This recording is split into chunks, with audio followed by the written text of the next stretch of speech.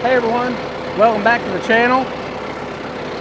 We are on our way to the hay field to finally cut a little bit of hay.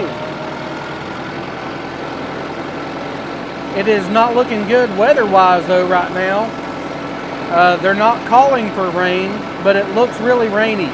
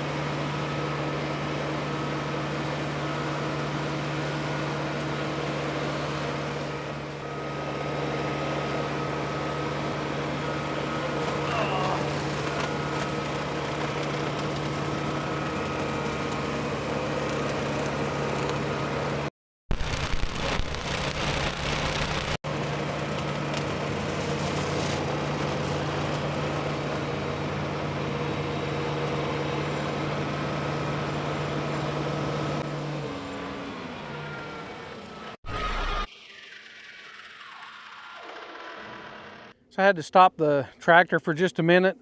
I ran over some baling twine out here in the field with the drum mower, and I forgot to get any video of it beforehand because I was just thinking, you know, I got to stop and get this untangled and get it out of the mower. But one thing I will say that's different about the drum mower, you know, compared to, I'm going to compare this to a lawnmower. Because typically you run over something like that with a lawnmower, it wraps up and gets in your spindle, gets in your bearings, and can potentially cause problems. But I'll show you a picture here of how this usually happens.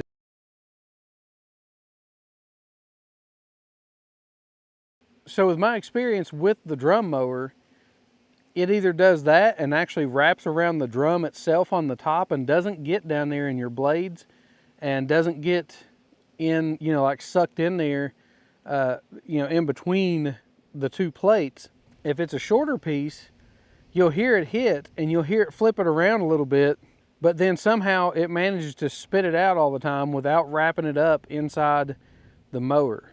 And in order to get the baling twine off that I just hit, I just got the end of it and pulled it, and the drum just spun backwards and it just unwinded and came right off. So every experience I've had so far with the drum mower, getting something wrapped in it like that, that's usually the case. It doesn't suck in between those layers and get in there to where you can't get to it. It's always up around that drum or something, and it's really easy to deal with. So I don't know if I've just been really fortunate in that sense and have just never experienced anything worse than that, but so far so good with it. And I have to say that I am loving this drum mower because it's very little maintenance. You only have your gearbox right here on the top where you need to check your gear oil. So far the blades are wearing really well, but I have hit some rocks and stuff with this thing, and you know, the blades, they're chipped a little bit, but the thing is, I can flip these over and use the other side, and I may do that for my second cut, but as of right now it's still cutting good and everything's holding up. You can see the drums and stuff are still, they're in good shape. Now I will say one more thing too. I've had it sitting on the ground all winter. I picked it up, it's got mud and stuff kind of stuck to the bottom of it where it's been sitting on the ground, and it rusted just a little bit. But whenever I started using it, when I go to pull out, it would trip the safety arm on it and start to fold back. And that's because it had that mud and stuff on there and it was gripping so tight, it couldn't hardly slide. So I had to be slow and easy with it pulling out the first few times for the season. And then once I kind of got past that and it wore that stuff off there and then shined it up the way that it is now, it just floats right over the ground. So anyways, let's get back at it. Just kind of wanted to share those few things with you about this Tar River mower because, you know, as I go, I have more experience with it and I can tell you my situations and things that I've gone through with it. And so far, there's been no issues whatsoever. You know, I just grease the drive shaft and then make sure there's gear oil in it and you're good to go. You don't have to do anything to it. You just hook it up and run it.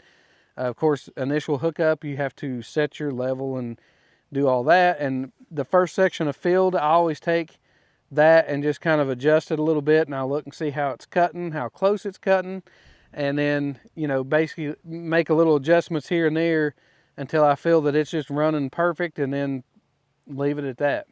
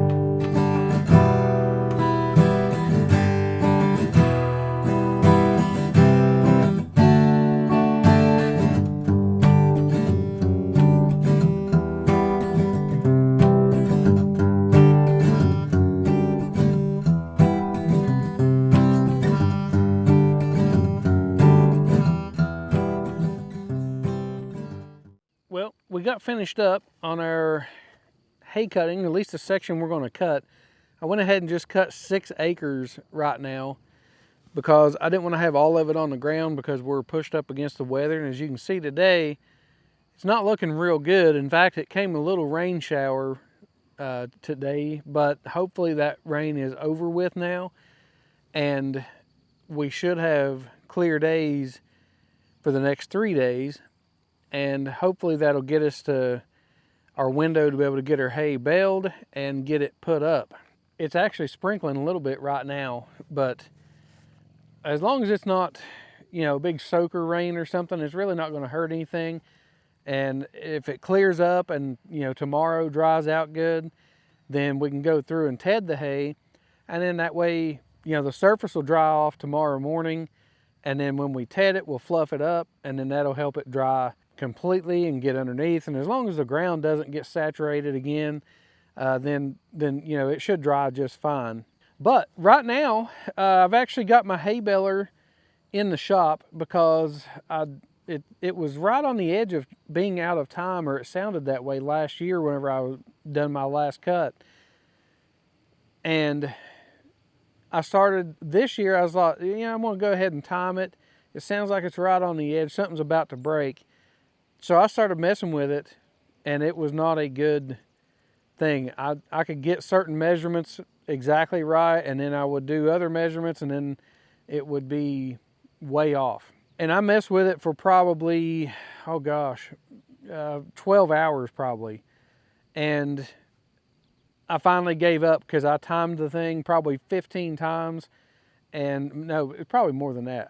I went through and timed it, I bet you probably 30 times or more, and would set those measurements, and I'd get them right where it looked like everything was good, and then I'd run it through, and then it would be out of time. So there's got to be something simple there that I was, you know, just not getting while I was doing that. But I decided to give up and take it to somebody that knew what they were doing. So I done that, and hopefully we'll get our hay baler back by the time we need to pick this up. I'm finished up for today. I want to go down, probably split a little bit of firewood, and maybe chip up some tree limbs and stuff that I've trimmed out of our trees. So I got a couple days to let this stuff dry out, and we'll be back to baling hay here in just a couple days. So thanks for checking out the video today. If you enjoyed it, I appreciate you hitting that thumbs up button. And until next time, I'll see you outdoors.